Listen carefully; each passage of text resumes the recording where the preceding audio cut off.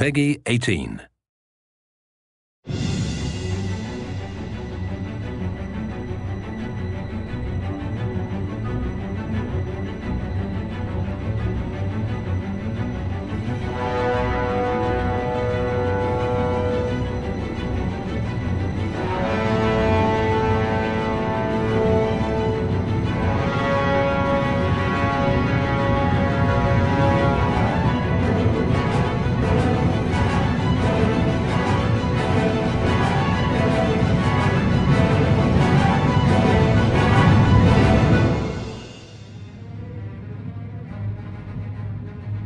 It was very important to us that we started with a storyboard so that we had an idea, a real basic idea of how we were going to lay the scenes out, what our shots were going to be, how long they might be. Susan, what are you doing? We gotta get out of here. I'm tired of watching my son die. Susan, we gotta go. Then we actually take it and the animators will put on our own mocap suit. We'll go out into the parking lot and we'll shoot a version of it ourselves. We'll put that together on temp rigs with temp sets and stuff, and we'll get a good idea of how the scene's going to look.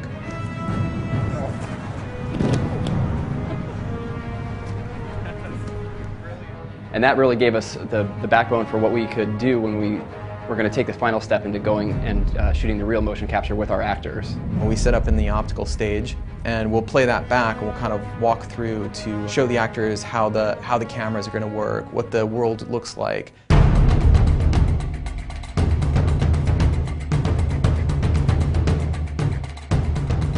We were shooting the majority of our cinematics at Sony San Diego. We spent a lot of our time in their performance volume, which is a much more concentrated area. It's only about 10 by 10, but it's surrounded by cameras. There's, I think, over 100 cameras. This is the volume that we would use for the full performance data. In R2 and R1, we did traditional mocap, which was just the body separately from the face. And then what we'd do after that is we'd go into the voiceover booth with the actors, and they would have to essentially sync to what was recorded on the mocap stage. Resistance 3 was different in that we did full performance capture. So they'd have the regular mocap suit on with the markers, and then they'd also get their faces marked up with all kinds of little dots. And then they would also get mic'd up, which was something that we hadn't done before. Susan, what are you doing? We gotta get out of here. I'm tired of watching my son die. Susie, we gotta go. So essentially what we were capturing was like a stage performance. It was great because the actors were able to work off of each other real time, which is something in the past that we weren't able to do because we would play them the reference from the other actor, but they wouldn't be able to really, kind of feel those emotions and react. Susan, what are you doing? We gotta get out of here. I am tired of watching my son die. Susie, we gotta go.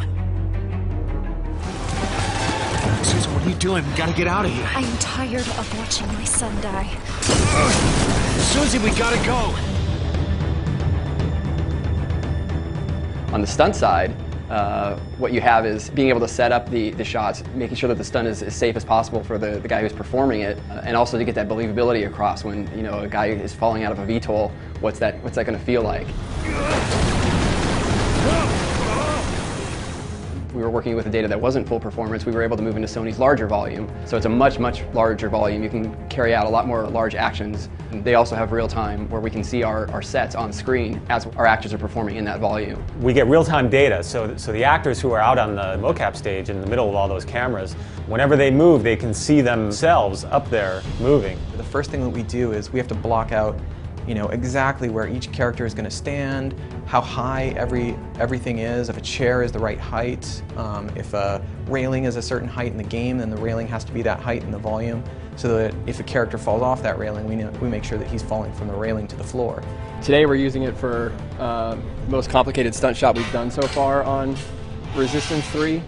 We've got a couple of awesome stuntmen here today. They're going to help us get Capelli through that experience. He's going to tumble out of the VTOL and have to hang from it while Charlie is desperately trying to help him get back in. And this rope is going to go up over the bar where supposedly I'm going to be hanging from. And some guys are going to be holding it on the other side, so I'll jump out, and when I drop, I won't actually have to use the strength of my hand. I'll be rigged in. And action! 10!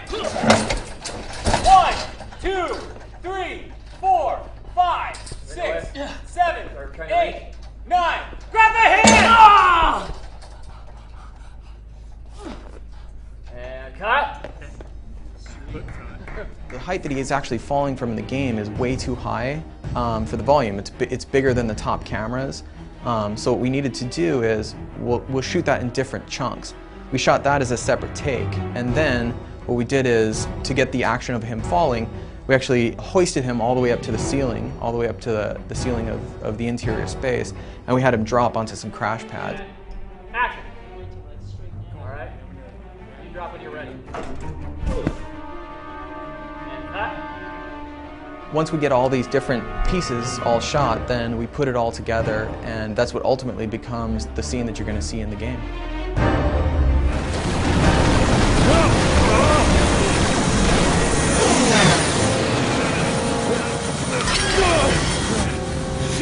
Ellis, bring us down.